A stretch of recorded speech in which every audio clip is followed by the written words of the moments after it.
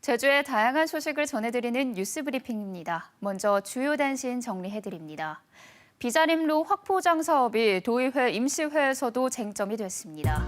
오늘 예산결산 특위회의에서 김경학 의원은 차도 폭이 당초 24m에서 15m로 줄어들면 배수로도 없고 인도도 없다며 이럴 거면 차라리 하지 말라고 말했고, 홍명환 의원은 공사 중단은 제주도가 환경영향평가를 제대로 하지 않은 문제 아니냐며 의회에서 공사를 하라고 하면 하고 하지 말라면 하지 말 것이냐고 추궁했습니다.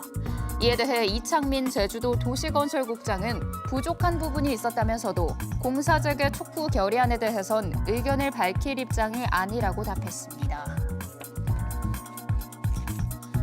국토교통부가 내년도 정부 예산안에 제주 제2공항 관련 사업비 425억 원을 편성한 것과 관련해 시민단체 곱진도는 논평을 내고 전액 삭감을 촉구했습니다. 이 단체는 사업 추진 여부를 결정하지도 않고 예산부터 편성하는 것은 심각한 횡포라며 국토부는 제2공항 예산을 전액 삭감하고 추진 의사를 접어야 한다고 주장했습니다. 대규모 개발 사업인 백통신원 제주리조트 사업 규모가 축소됩니다. 제주도 개발사업심의위원회는 최근 당초 사업 부지 55만 3천 제곱미터를 27만 5천 제곱미터로 절반 정도 줄이고 호텔과 맥주박물관 대신 수영장과 야영장, 체육시설을 조성하는 내용의 사업 계획 변경안을 원안 의결했습니다. 중국 자본이 투자해 2012년 착공한 백통신원 리조트는 현재까지 900억여 원을 들여 콘도미니엄 192시를 조성했지만 자금 조달 등의 문제로 계획을 이행하지 못했습니다. 제주 동부경찰서는 성폭력처벌법 위반 혐의로 제주소방서 소속 소방관 A씨를 입건했다고 밝혔습니다. A씨는 지난 6월 제주시 모 장소에서 피해자와의 성관계를 불법 촬영한 혐의를 받고 있습니다. 제주소방서는 수사가 진행 중이고 대민 봉사 등에 지장이 되지 않는 점 등을 들어 직위 해제 등의 조치는 하지 않았다고 밝혔습니다. 제주지방법원 제2형사부는 성관계를 거부했다는 이유로 펜션에 함께 투숙하던 여성을 살해한 43살 남성에게 징역 15년을 선고했습니다.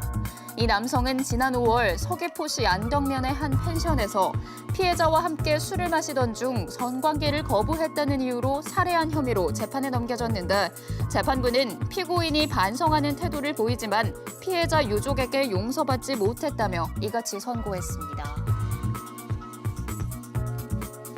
제주도 감사위원회는 최근 제주도 농업기술원에 대한 종합감사를 진행해 기간제 근로자 채용 과정에서 시험위원 중 절반 이상을 외부위원으로 위촉해야 하는 규정을 어기고 5명 중 1명만 위촉한 사실을 확인해 해당 부서에 엄중 경고 조치를 요구했습니다.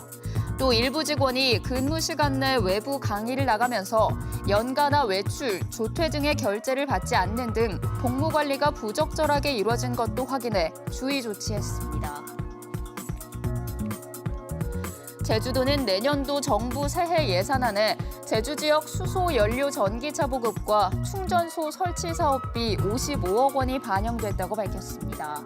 이에 따라 제주도는 민간 공모 사업을 통해 이르면 올해부터 수소 충전소 공사에 나서는 한편 대중교통 수소버스 9대를 도입해 내년 하반기쯤 수소버스를 운행할 계획입니다.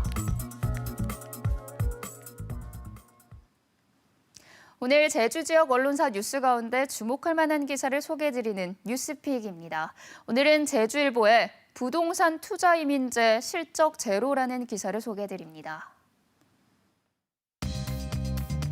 올해 상반기 제주 지역 부동산 투자 이민제 실적이 전무하다고 제주일보가 보도했습니다.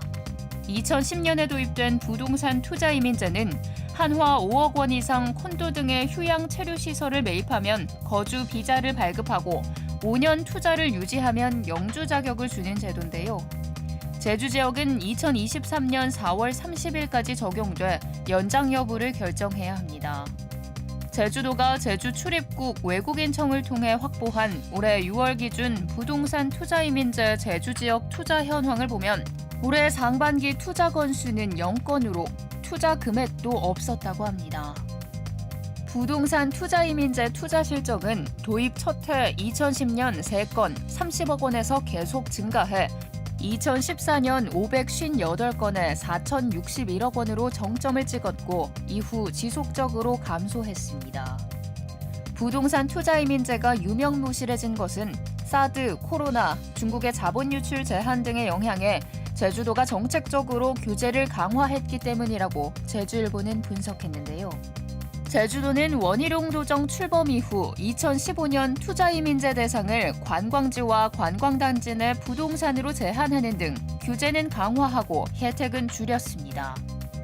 부동산에 투자가 집중되면서 난개발과 부동산 가격 폭등 등의 부작용이 발생했기 때문입니다. 부동산 투자이민제를 운영하면서 규제는 강화하고 혜택을 줄이는 모순적인 상황에 대한 지적도 있다고 제주일보는 전했는데 이에 따라 부동산 투자이민제에 대한 정책 방향을 근본적으로 재검토해야 한다고 지적했습니다.